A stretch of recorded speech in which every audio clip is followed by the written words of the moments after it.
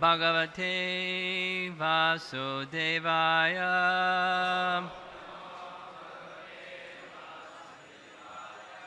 Om Namo Bhagavate Vasudevaya.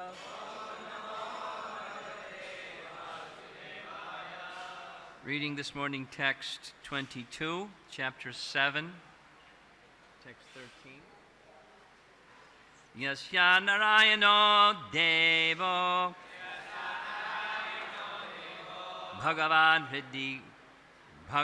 Hridgata Sada Bhaktya Kevalaya Jnanam Donoti Dvatam Arkavat Yasya Narayano Devo Bhagavan Hridgata Sada Bhaktya Kevalaya Jnanam Dhunoti Dvantam Arkavat.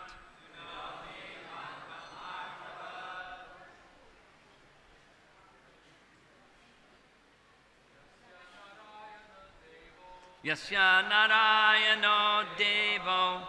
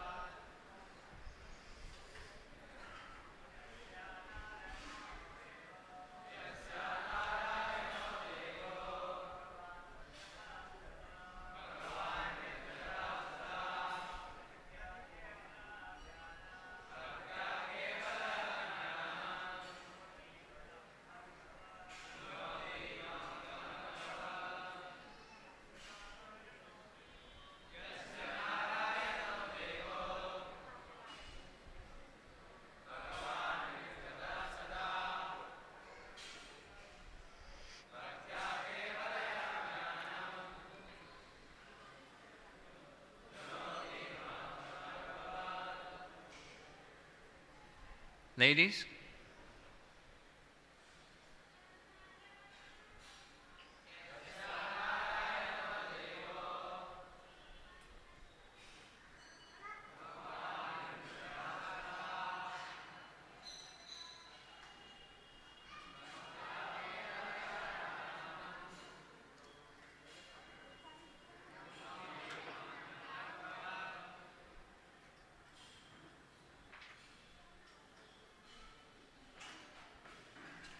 Yasya, of whom Narayana Devaha, the Supreme Personality of Godhead, Narayana,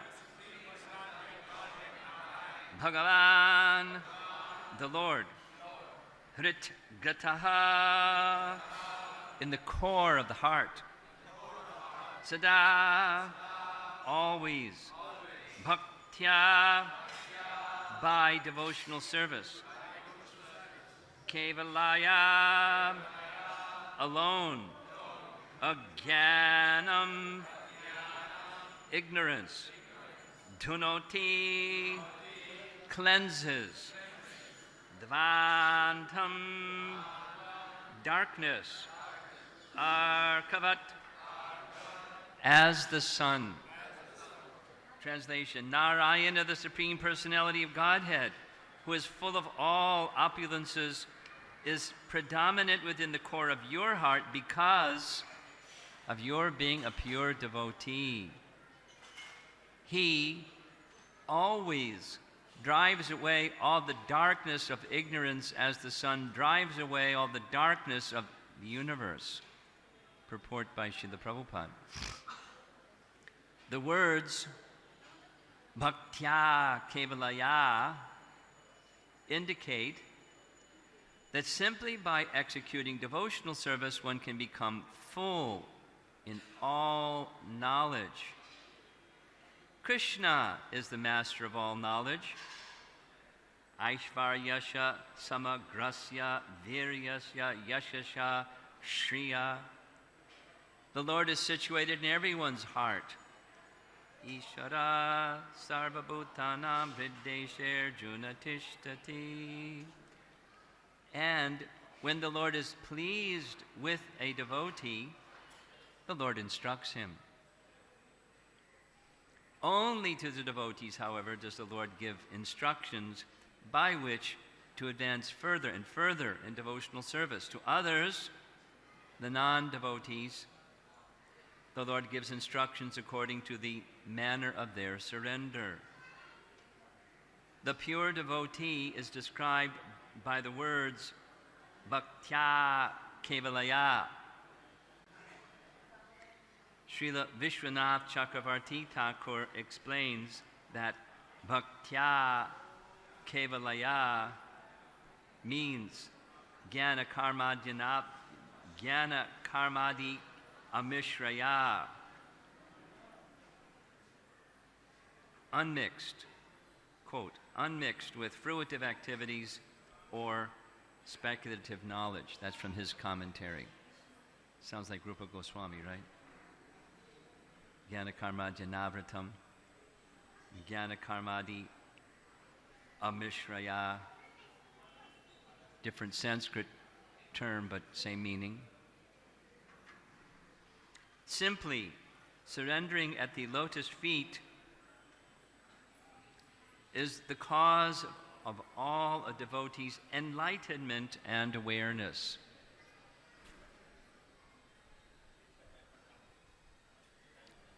Srimad Bhagavatam is called Srimad because it's very beautiful. Amala Purana, spotless, no tinge of the modes of nature. It carries the audience to the platform of devotional service that's unmixed with the modes of nature, and here specifically unmixed with fruitive activity and mental speculation. The context of this verse, for those of you that not familiar with where the conversation is going, is a conversation between Prahlad Maharaj and a sadhu. And he sees this sadhu lying on the ground, detached, and yet he appears fatty. And he's asking the sadhu, how is this? Because those that are detached like you're detached, they're not absorbed in sense gratification, eating and sleeping, but you're fatty, so could you explain? He was very blunt, direct, honest, straightforward in his dealing. And now the sadhu is replying, saying in the previous verse, surely you know, because you're a pure devotee, and pure devotees are in touch with the Supreme Lord who knows everything, so surely you know. In this verse, he's giving the qualification for his knowing or his connection with the personality of Godhead. And the emphasis in the purport is going to this Bhaktya Kevalaya. Now, I've not studied Sanskrit, but I've read Srimad Bhagavatam quite a bit, and something that I've noticed about the composition of Srimad Bhagavatam is it's beautiful. And something that's very beautiful, it can be very subtle. Just like a fine painting or a fine piece of architecture, a fine piece of sculpture, or someone's refined kirtan, or something, how the devotee has dressed the deity. It's subtle, but that subtlety adds to the beauty. So one of the subtleties of the Bhagavatam, as with other literature, is a refrain, a message that's repeated. Those of you that have heard Srila Prabhupada speak will know that from time to time there are certain key phrases that he repeats again, and repeats again, and repeats again, yeah? And behind that little sound vibration, there's volumes, but he just says that little sound vibration and there's volumes. So this verse has two of those. It's a very important verse, or it connects to other very important verses in the refrain fashion. The Kevalaya Bhaktya phrase is almost, the meaning of this verse is almost identical. The Sanskrit is a little different. It's almost identical with what I understand to be the governing verse or the Paribhas Sutra of the 6th canto. I'll back up quickly. Once upon a time I was a brahmachari in the Hare Krishna movement, and we engaged in book distribution like very happily for years and years. And keeping it short, as a new volume was published, there was a large quantity for the devotees to read and a large quantity for public distribution. And then we would go on to, 3rd canto part 2, 3rd canto part 3, and we'd hand somebody 3rd canto part 4, and they would ask, what about the first 2 cantos? What about part 1, 2, and 3? Prabhupada gave us the answer. And I spoke the answer and people were satisfied. The answer that Prabhupada gave us was, it's like ice cream. You can lick on any side of the ice cream and it's sweet. That's all we had to say. Just went on with the rest of what 3rd canto part 4 is about. It was a blast. And then there was a period of time when mass publication of certain volumes, Canto 1 Part 1, Canto 2 Part 1, and Canto 6 Part 1. So I had read Canto 1 Part 1 and Canto 2 Part 1, so I was very familiar with why that was mass distribution literature. But 6th Canto Part 1, I didn't understand till later.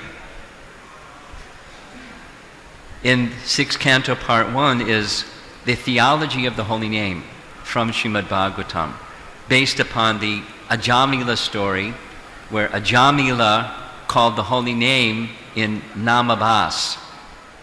Yes? But the whole explanation is even Namabhas is so powerful, what to speak of Shuddhanam. Not that we should settle for Namabhas, we should strive for Shuddhanam, and that qualifies one to be Namabhas even. Anyway, so I'm just, the verse here that we chanted this morning is very similar, almost identical in meaning with 6.1.15. So I'm going to describe the early parts of the 6th canto that gets to 6.1.15 and then go back to this verse. The 6th canto comes right after the 5th canto. Very amazing. And the 5th canto ends with the description of the hellish planets, because it's cosmology and it goes top to bottom, and the bottom is the hellish planets. So at the beginning of the 6th canto, Maharaj Parikshit says, how horrible, such suffering that people have to undergo in those hellish planets. Is there something that can be done to prevent them from having to undergo the reaction of their misdeeds, their sins, so they don't have to experience that? Hellish planets? Note, that's a classic question of all religions, and they have different answers to that question. It's one of the ways that differentiates religions. How to deal with sin and the reaction of sin. Yes? What the Bhagavatam does is it doesn't say this isn't, that isn't. It describes categories. And I'll keep it simple because of time. The first is karmakanda. He doesn't say karmakanda. But he says, yes, it's true. When you do sins, there's the antidote for sin, and that's prayaschitta. In karmakanda rituals, at the end of the karmakanda ritual, there's a procedure that you're supposed to follow that says, if there's been some mistake in the course of this karmakanda ritual, let the mistakes be mitigated. It's a procedure in karmakanda rituals. Or, in general, it's a process of prayaschitta or atonement.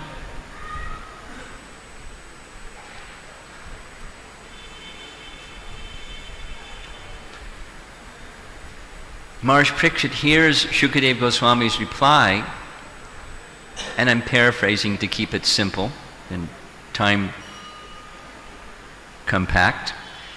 He says, well, wait a minute. If someone undergoes atonement, that's okay, but then the tendency to do the same thing again is still there. So what about the tendency to do the same thing again? Shukadeva Goswami says, very good. You've heard properly everything that I've said. I was just testing you. Knowledge is needed, not only, so this is Karma Kanda, now comes Jnana Kanda.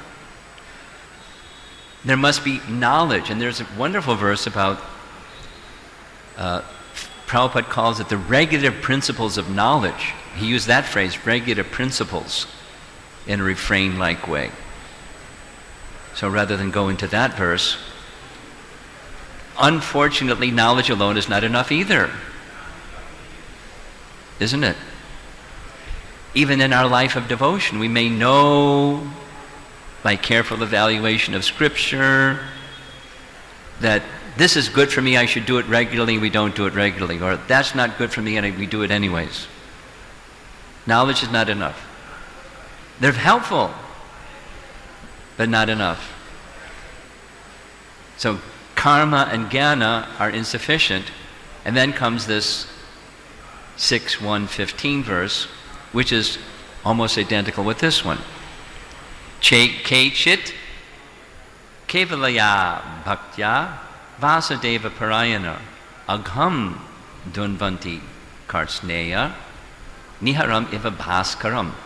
Anyone that's read Bhagavatam knows that verse. Kechit means very rare, like the Bhagavad Gita's message, Manushanam Sahasreshu, etc.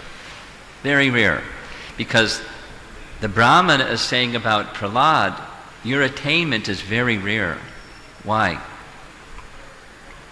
Yasya Narayana Devo Bhagavan Hrid Gata Sada. You have Narayana fixed in your heart always. So there's no mix. No mix. No modes of nature, no fruitive activities, no mental speculation. Squeaky clean, just one thing. What's that one thing? Kevalaya bhaktya. So please note, in the purport, Vishwanath Chakravarti Thakur says this, Kevalaya bhaktya, in the third line, means jnana karma. Instead of saying anavritam, it's amishraya. No mix. Mishra and amishra. No mix of karma and jnana. Huh? Sound familiar? Rupa Goswami's Parivas Sutra of Nectar of Devotion, or Bhakti Rasamrita Sindhu. Anyavilashata shunyam. Avilas means desire. Anya avilas, other desires. Other desires, shunyam. We know that word from our prana mantra to Prabhupada. Zippo. Nothing. No other desire. Which other desires? Jnana karma. That's this kevalaya bhaktya. So one who comes to the kevalaya bhaktya platform, they are completely free. They have no other shelter. They have no other shelter. Say it again. No other shelter than Krishna. This is the meaning of surrender. No other shelter. Now, there's steps to get to the no other shelter, where we have one foot in one boat and another foot in the other boat, and we're trying to cross the river of material existence. Not advisable, according to Jagadananda Pandit in Prema Vivarta. It's not advisable to be Mishra Bhakta, Karma Mishra Bhakti or Jnana Mishra Bhakti, because you can fall in the river trying to cross the boat with one foot in one boat and the other foot in the other boat to cross the river. You end up in the river.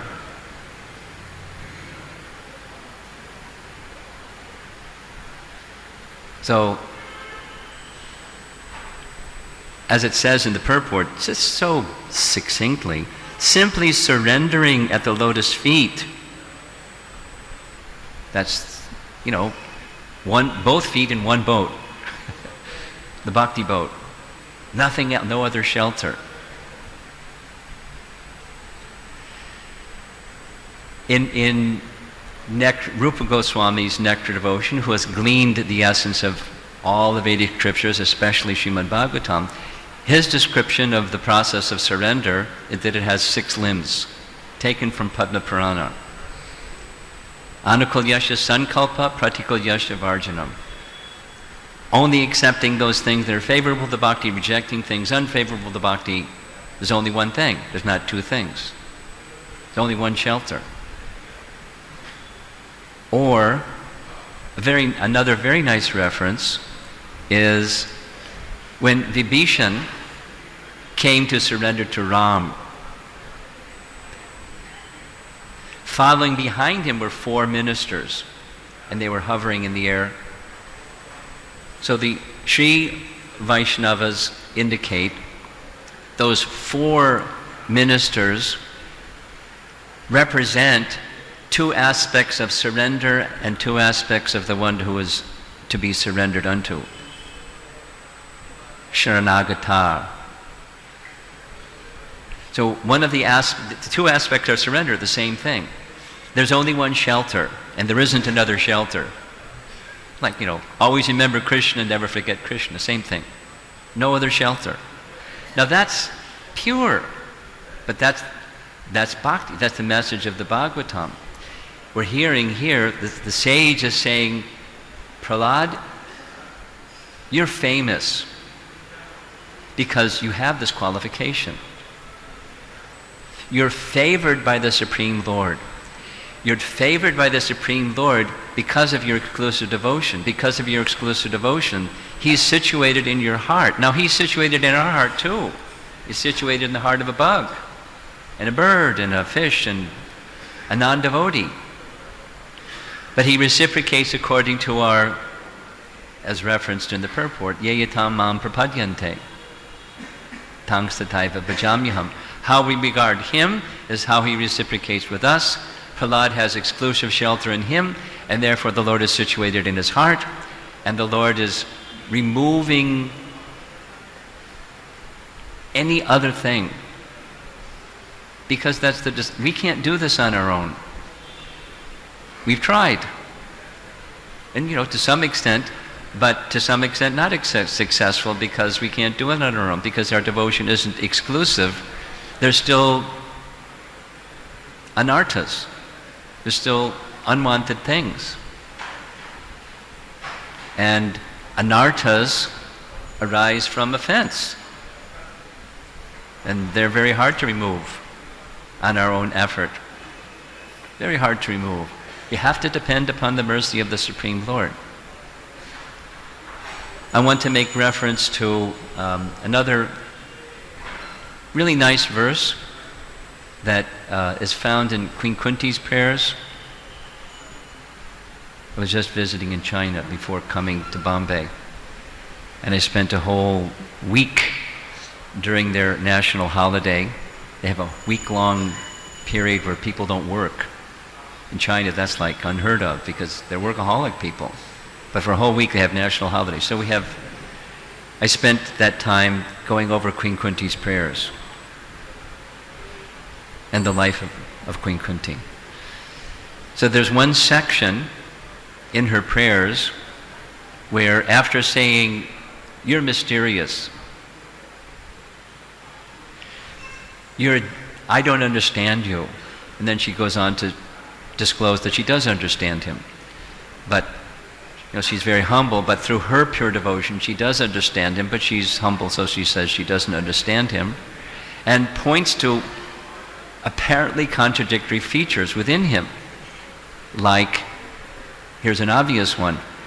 You're unborn, but you take birth. You're feared by fear personified, but you're afraid of the little stick in Mother Jasoda's hands. I don't understand you. You're a mystery. And then she goes on to say, different people have different opinions, and who can resolve these opinions? Vishwanath Chakravarti Thakur says, nobody can. In his commentary. He remains a mystery, except to those who are devotees. And then she starts listing, some people say you appeared for this reason, that reason, the other reason, the other reason, the other reason. And then the last one, Vishwanath Chakravarti Thakur says, this is the real reason for the Lord's appearance. And the real reason that he accepts as the real reason, they're all also correct. This one's right, that means the others are not right. But the verse is, Bhavesmin klishyamananam avidya kama karmabihi shravanam smaranar harti shani karishyan iti kechana.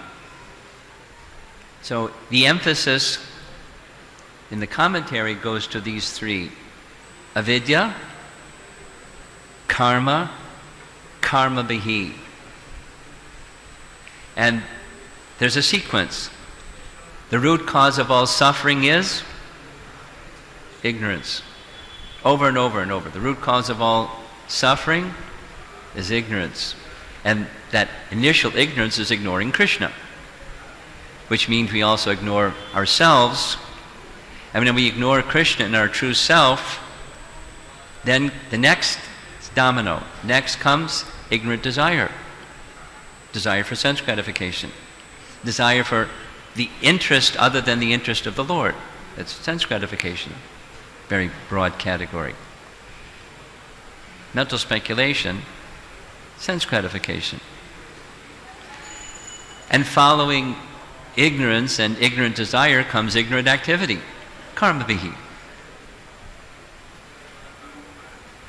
So the personality of Godhead, Kunti is saying, appears in this world to provide subject matter for persons to shravana, smarana, arhani, for hearing, remembering, worshipping, etc., engaging people in the process of devotional service, giving them subject matter, just as we're doing now, or what our temples are meant for. Engage in kirtan and Krishna Katha. Many times Prabhupada would say like this, in the West, looking at Bhakti Marg Swami, many of our temples in the West were former churches. The Toronto Temple is a beautiful church.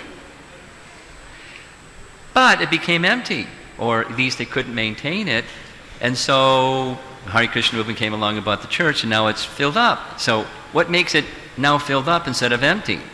Life. Makes it, life attracts life. Who likes Bhakti Marg Swami's kirtan? Haribo!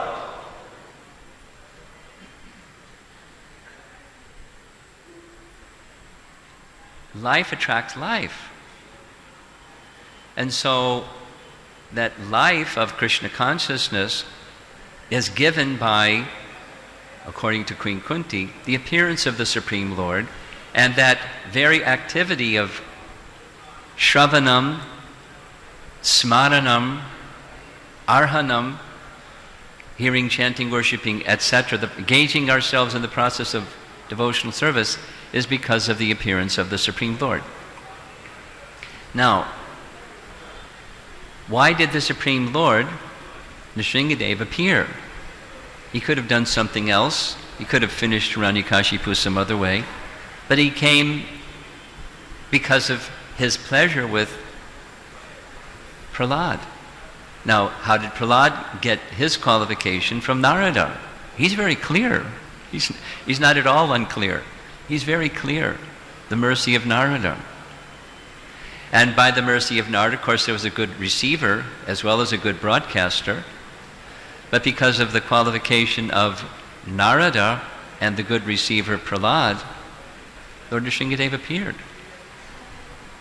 And when the Supreme Lord appears, as is the verse is saying, in the heart of Prahlad, then darkness is gone, because the Lord gives light. Same as the message of Bhagavad Gita. Tesham satata yuktanam bhajatam pritipurvakam dadami buddhi yogam tam. Yes? Yena mam upiyanti te. And the following verse, I, situated in the heart of those who are so engaged in devotional service, I destroy the darkness of ignorance. There's this ignorance word again. The ignorance precedes the material desire. And the material desire results in ignorant activity. Unfortunately, the Buddhists get part of it right and the most important part wrong. They understand, because I spent time in China, I've had to learn a little bit about what does Buddha say. You know, different than just Buddhism.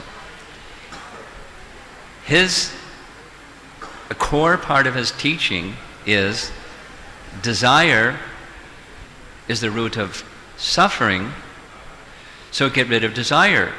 You won't suffer. But it's not sufficient to get rid of desire, because living entities, there's still ignorance of what the living entity is and the living entity's connection with the Supreme Lord. So he just saws that off, and there's no living entity and there's no Supreme Lord. It's just desire is a problem. So just suffocate desire. Become desireless. I don't know how prevalent it is in India, but I can tell you it's very prevalent in the West. People buy into it. And, not just, 40 years ago. In the ultimate issue, it's all one. Not so long ago, just anecdotal, not so long ago, giving some class at the Chicago Temple on Vyasadev's realizations, those several verses in the beginning of Canto 1, Chapter 7. One evening, a whole group of yoga teachers, not students, but teachers, came. So I had to kind of shift how I was making the presentation, because they didn't understand anything about Vyasadeva, etc.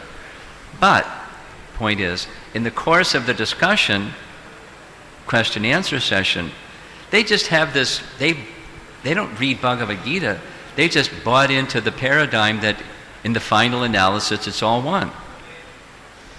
They don't really know, because there's no surrender if it's all one, because it's all one. There's no relationship with a personal form of God, because it's all one.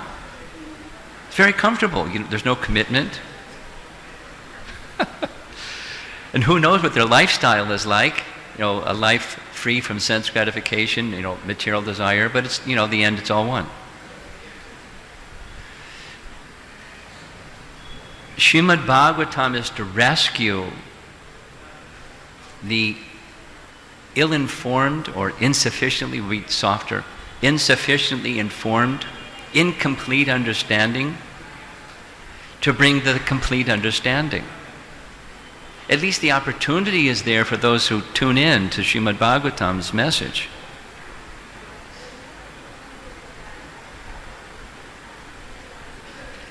Because ignorance has to be removed. Because ignorance is the root of the desire, and desire is the root of the fruit of activity that brings the suffering. So ignorance is the root of all misery, not material desire. Because behind material desire is ignorance. And the ignorance is ignoring Krishna. But people don't want to do that. That's why we're in the material world, isn't it? Raga, Dvesha, Samutena, Dvandava, Mohena, Bharata. We're overcome by this duality, desire and hate, because of the initial hate and desire. It's all one. I'm God. That's the height of foolishness. This impersonalism and voidism. I'm sure the Prabhupada disciples in this room can recall in the early days hearing Prabhupada speak again and again about impersonalism and wondering, is that like a dinosaur or, an extinct species, or what's that? But Prabhupada wanted us to learn about it, so we learned about it. But it's nirvishesha shunyavadi pastyatadis. It pervades the Western world. It pervades the world along with the Western world. This aversion to taking shelter of the personality of Godhead. The aversion to ignorance. We're ignorance-averse organization. We're knowledge-favorable. And therefore Bhagavad Gita, the shining lamp of knowledge that destroys the darkness born of ignorance.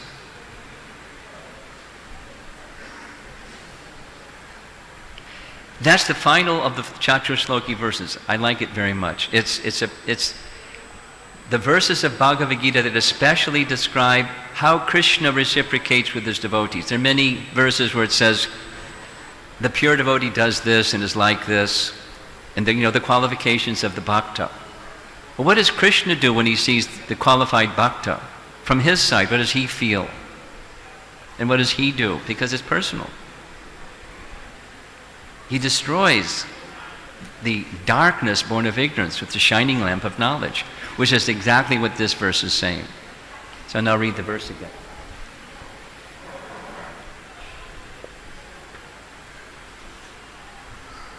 Narayana, the Supreme Personality of Godhead, who is full of all opulences, is predominant within the core of your heart because of your being a pure devotee. He always drives away all the darkness of ignorance as the sun drives away the darkness of the universe. In that last thing, and then I'll see if there's discussion. In that 6.115 verse, Agham Dunvanti Karchneya Niharam Iva Bhaskaram. Iva is it's a little signal. It's a metaphor. Yata is another one. Iva, like Bhaskar, the light of the sun, Niharam Iva Bhaskaram. The fog is eliminated by light of the sun. We have this experience without elaborating and giving anecdotal. Travel from Delhi sometime in January and December and you'll find out. There's always fog in the morning, and they have a zillion flights leaving at the same time and they don't let them go because there's fog. But when the first direct rays of the sun come, poof, not gradually, but poof, the fog goes. And then all the flights want to go at the same time. It's Delhi. The direct light of the sun dissipates fog. Similarly, Agham, sin, because that's the question that was being asked at the beginning of the chapter, how can the reactions to sin be relieved so persons don't have to experience hell? Bhakti is the means, not knowledge, not karmakanda. It may temporarily help, but it's insufficient. Bhakti is sufficient. It's a very beautiful purport. I invite you all to read it. I can say a couple things about it, but it's one of my favorite purports in the Bhagavatam because I'm a Jiva Goswami fan. And at the end of this long purport, because it's such an important verse. It's a long purport.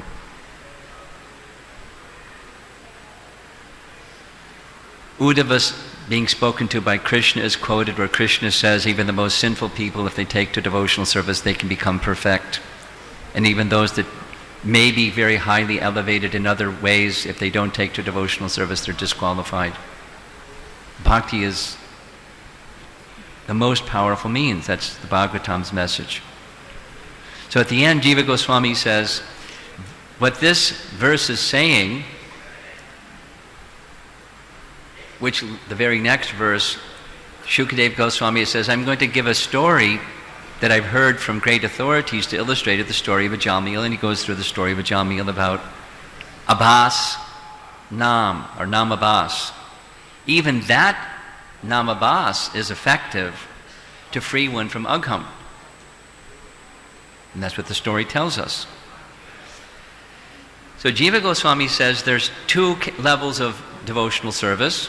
Santata, and one is where devotion is spontaneous. And another is one is attached to devotional service. It's not yet spontaneous. And then there's another category where there's three divisions.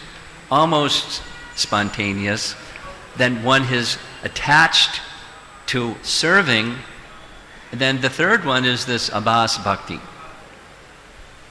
And he goes on to say, Abbas Bhakti is so, the potency is there, sufficient potency is there to even uproot the desire for further sinful activity. Of course, we have the experience in the Hare Krishna movement where persons engage in devotional service and the desire for sinful activity may appear. Doesn't negate the statement that Jiva Goswami is making or that Shukadeva Goswami is making by the Jamila story. The potency is there. It's not an exaggeration. The potency is there. Then, what to speak of when we're striving for pure bhakti and by the mercy, descending mercy that comes through Krishna's representatives to come to the position of unmixed bhakti. And that's the rest of the 3 chapters of Canto 6. We're so fortunate to have been gifted knowledge, this Srimad Bhagavatam, knowledge of Bhagavan, and the glory of devotion that's unmixed. Now, striving to get there, that's one thing. Steps to get there, that's another thing. Getting there, that's so glorious. The sadhu is honoring Prahlad. He's a sadhu. He's calling Prahlad, the king of the Daityas. The king of the Daityas is up there, and the sadhu is down here, looking up to the pure devotee, because his devotion is unmixed. Kevalaya bhaktya. So we'll do it one more time. Kechit kevalaya bhaktya Vasudeva Parayana Agham Dunvanti Karchneya Niharam Iva Bhaskaram. I want to say one more thing, and then we'll questions. So mention is made here of Narayana. In that other 6.1.15 verses, Vasudeva Parayana.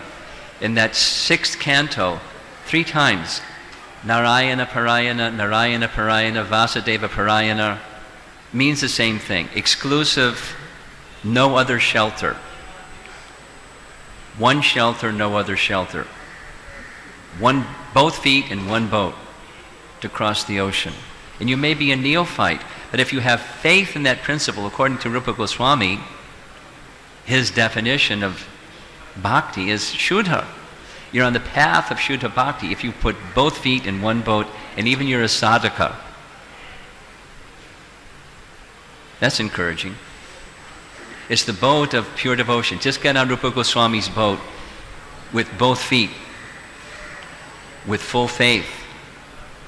Properly follow, that's an exhibition of your faith, and you'll get there to the other side. And the other side is Narayana will situate himself in your heart and destroy with the shining lamp of knowledge the darkness born of ignorance. We don't have the capacity ourselves to do it. We're tiny. And so forth. Weak. But faith and shelter, we can get to the other side. Isn't the Bhagavatam nice? Srimad Bhagavatam ki jai. Any discussion? Bhadrinarayan Swami.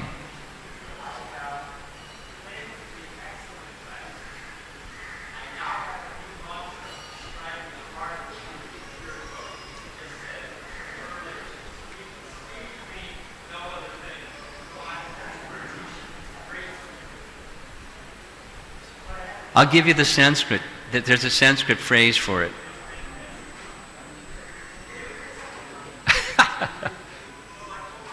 Is this? It's a detailed question, only because the story you were presenting in context was so sweet. The story does what? I think it's on now. Hare Krishna. The story was so sweet, and the context you gave it in was so nice. You were talking about Vibhishana when he came to surrender to Ram. There were 4 ministers. Yes. You said one minister was full surrender, the converse, no other shelter, full shelter, no. But what were the other 2 ministers? The other 2 were the person who's being surrendered unto. And I remember the Sanskrit phrase, it's sarlata, generally it means simple or straightforward. In this case, the commentators say, because Vibhishan surrendered to Ram, he didn't consider his background, he just very simply, he surrenders to me, I accept him. And the other is Shakti. He had the power to deliver him. So the message is, in order for surrender to be effective, there has to be the proper mood of submission and the proper person unto whom one is submitting. Sarlata and Shakti. Very good. Thank you, Maharaj. Over here, and then over here.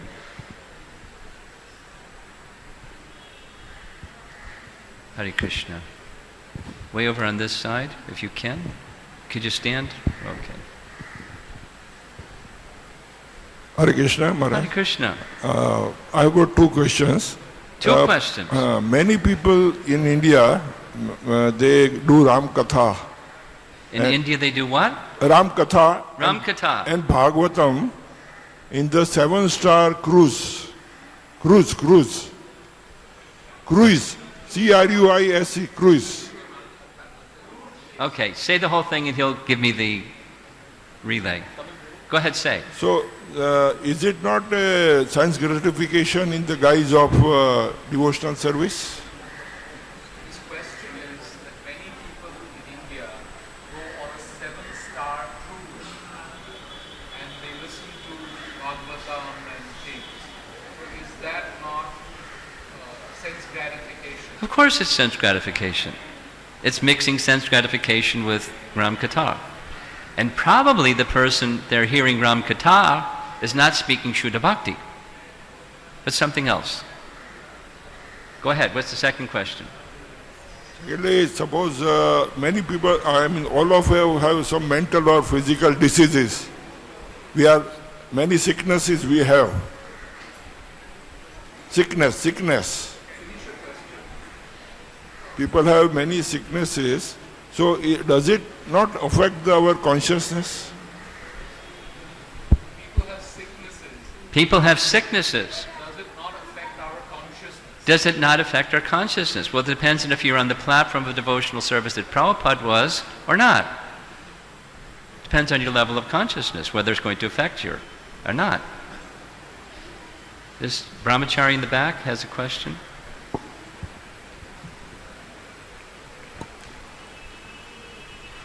So knowledge is insufficient to uproot, as you quoted from the 6th canto. Yeah. To uproot sinful desire, but the root cause of suffering is ignorance. The root cause of suffering is ignorance. Yeah. And the root of that ignorance is ignoring Krishna. Yeah. And so the solution to ignorance is manmana. And the way the process of bhakti, Shravanam, Kirtanam, Vishnu, leads to Smaranam. So in this context, when it is stated that knowledge is insufficient, that refers to just simply theoretical knowledge, not the application of devotional service. Can you understand what he said? Theoretical knowledge versus realized knowledge. Well, that sounds like us, right? But that you have to start somewhere. So we start with theoretical knowledge, and then we try to apply the theoretical knowledge as best we can, and something happens. Purification, some realization, and wow, and then you go back to hearing again. I want to hear more of that theoretical knowledge and get more wow experiences, more realization. Big Gyan. By applying knowledge, Prabhupada writes it right in the Bhagavatam. Actually, he says, faith is the result of acting in knowledge. So we have to have the theoretical part before we have the realization part, before faith is nourished, and then we go back to the source that we heard from. It's progressive, like the rising of the sun. Something else? Yes, over here. We'll try to end on time. Hare Krishna. Maharaj, you were referring that Shukadeva Goswami in 6th canto, earlier verses, before 6.1.15, he rejects jnana. At the same time, you referred one shloka from Bhagavad Gita, Jnana Deepena Bhashvata. It's not sufficient. Knowledge is not sufficient. Bhakti mixed with knowledge is not sufficient. It's powerful, but it's not sufficient. We need, in other words, the knowledge of Bhagavad Gita and the knowledge of Srimad Bhagavatam is not jnanam per se, it's bhakti. It's bhakti, provided knowledge of bhakti, provided, the heart, the orientation of the heart is correct. Then it's just nourishing bhakti. It's not jnanam standing alone, or valuing knowledge along with valuing bhakti, or valuing pious activity along with valuing bhakti. Let me end with this. It's something that I read from Jiva Goswami and want to share it. It's nice. His description, it comes from Bhakti Sandarbha, where he's analyzing the fall down of King Nriga. He said the fault of King Nriga wasn't that he gave charity, because there was some discrepancy in his giving of charity, unintentional. Gave the same cow to 2 brahmanas and there was a discrepancy. The problem was, his contemplation was, I'm devoted to Krishna, I wish to have darshan of Krishna. That was his desire. That was his abhilas. But just in case bhakti isn't powerful enough, I have to do some pious activities, and that's going to help me become successful in bhakti. So because of his not having full faith in bhakti, he was doing the charity work, which is fine, doing charity work for the pleasure of Krishna, but he was doing it, with a mixed intention. So similarly, people can read Bhagavad Gita with a mixed intention. We're so fortunate we have a line to disciplic succession that's unmixed, and a founder acharya that's giving us unmixed from a line that's unmixed. And the world is filled with other, hardly even mixed, distortion in the name of Bhagavad Gita. Unfortunately. We're so fortunate. So the response again is, we're encouraged to read Bhagavad Gita and Srimad Bhagavatam, not for the purpose of gathering in your information basket some more information, and you can walk around and say, look at all this information, the theoretical that he's speaking about. And then we have pride for how much information we have. It's meant to nourish, the hearing of Bhagavad Gita and Srimad Bhagavatam is meant to nourish bhakti from beginning to end. Srila Prabhupada ki jai.